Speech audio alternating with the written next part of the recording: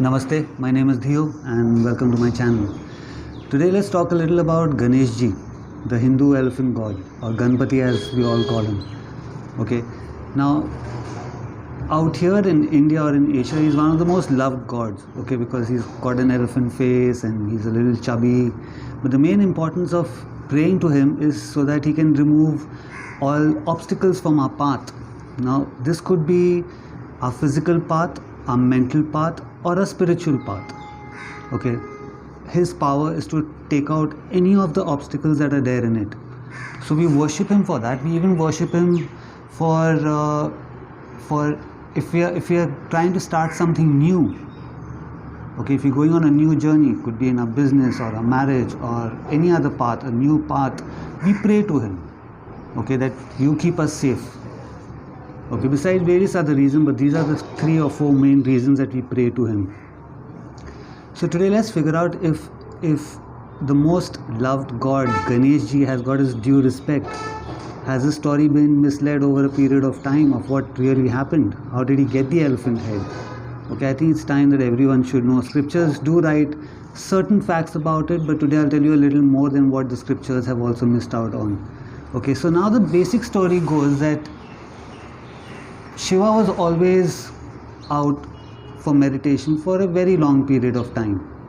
Okay, so Parvati Ma, his wife, okay, felt very lonely in one of these times when Shiva had gone for his meditation, and she was very nurturing and very caring human being. Okay, so she started feeling the need of having a child. So what she did is, through her own skin and her own cells, she put sandal paste on herself and she removed all the sandal paste and a various other process, and she created a child. She put life in that child. Okay, so now she had a companion that she could love, she could nurture, she could take care of. Okay, so soon this child also grew up, but Shiva still didn't come back. One day Parvati Ma was at a lake and she wanted to go have a bath, so she told this child that, okay, make sure nobody comes over here. And the boy, because he has to take care of his mother, stood there on guard. This is when Shiva came back, and this boy stopped him from going any further. So Shiva, without even asking who this boy is, what he is, felt very offended that this boy is stopping me from going and meeting my wife, or for me heading towards my house. He chopped his head off. Okay, so when Parvati Ma came and she got to know this is what Shiva has done, she was really upset with him. So to make her feel happy, Shiva chopped off an elephant head and put it on this child, and this is how this child was roaming around for the rest of his life, with an elephant head. Okay, this child is what we call, everyone usually calls, is what Ganpati is, what Ganesh is. Okay, now I'll tell you the other part of the fact. Okay, so Shiva always roamed around with a group of beings. They were not human beings, they were beings from different realms. Okay, these beings collectively were called Gana. Gana now means a group of people. Okay, so these beings were called Gana. Now the leader of this group, his name was Ganesh.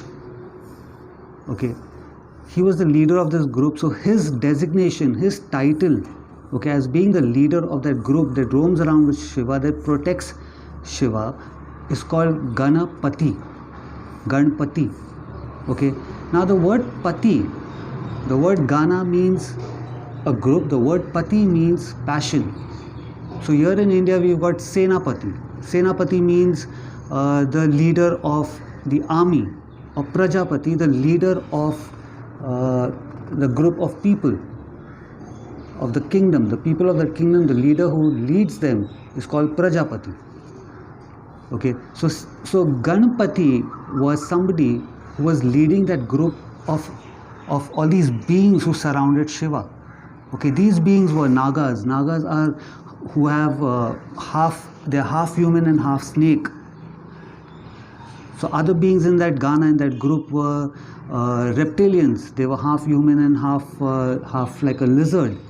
Okay, they were ghosts, they were Rakshas. Okay, and various other different beings in his group. Now these group of people, including Shiva, didn't speak the human language. They spoke a complete different language which people did not even understand. Okay, So this language in today's time is called light language, okay, or speaking in tongues. And in this language itself, there were a lot of various sounds that they would use to communicate, which we are using even in today's time, like a whistle. Okay, when we whistle, we call somebody, or we do ch-ch. To our cattle, we do.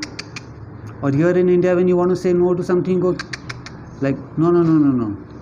Or when you want your dog to go attack somebody, you say chew. So these words, the sound chew. Or if you are irritated and you go, the sound communicates everything that no, it's not right. I'm irritated with this. What you're doing is wrong. So when somebody is talking to you and you go, that person understands what you're saying by just that sound. So we are still using those sounds even now, either to each other, like here in India or in Bombay, if you're in a market, if you're in a crowded place and you make the sound, okay, at least 20 heads will turn around to see who's calling me. You make that sound and there will be 20 heads. When you want to call somebody, you go ch-ch. So this was the sound that they would use to communicate, this group of Gana, and Ganpati was the leader of this group. Okay, so Ganpati and the group's job was to protect Shiva wherever he went. So what happened was, when Shiva went to meet Parvati, when he came back and that small boy was there, this is what scriptures say, is Shiva chopped this boy's head off. Okay, and when Parvati Ma came and she was really upset with this, Shiva had to do something about it. Now what did Shiva do? Shiva chopped off Ganpati's head, okay, the leader of his group, of his Gana. He chopped his head and put it on the boy's head. Now I am not Shiva, but I definitely would not have done that.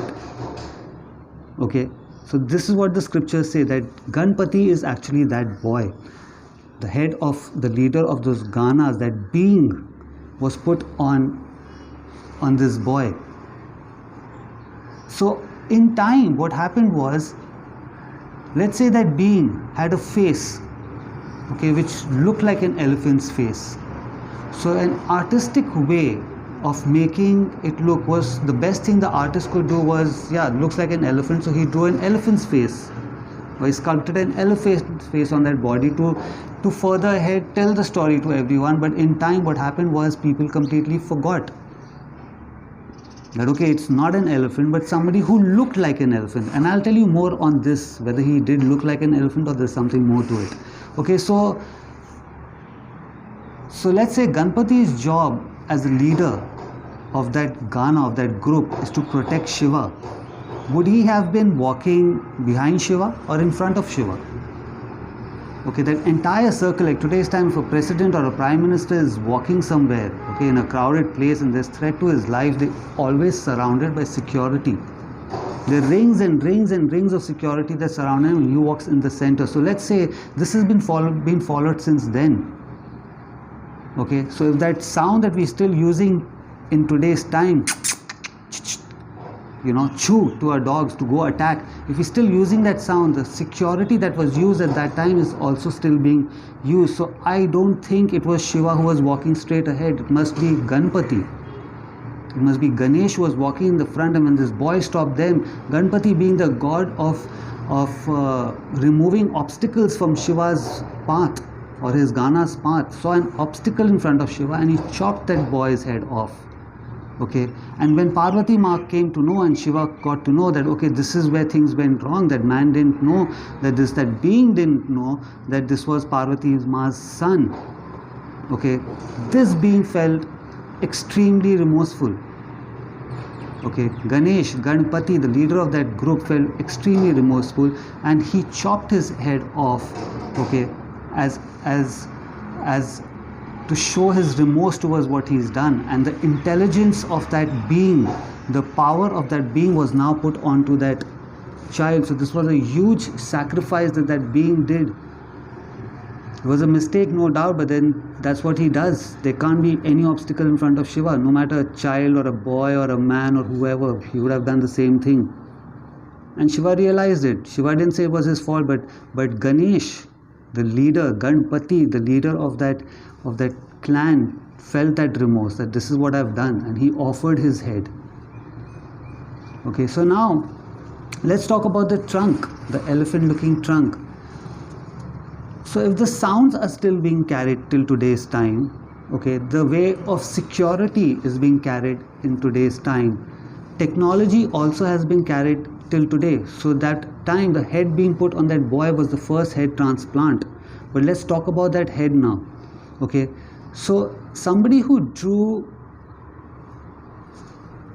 an elephant's head on that boy as an artistic way of saying that this is what had happened at that time. Okay, I want you to think of the fighter plane pilots, the jet pilots. Okay, you can Google the mask that they wear. If you see the mask, that mask comes on the face and there's a pipe that is coming over here which goes behind. Okay, which makes it look like a trunk, but it's actually a mask that where the pilot, the jet pilot, is getting his oxygen from.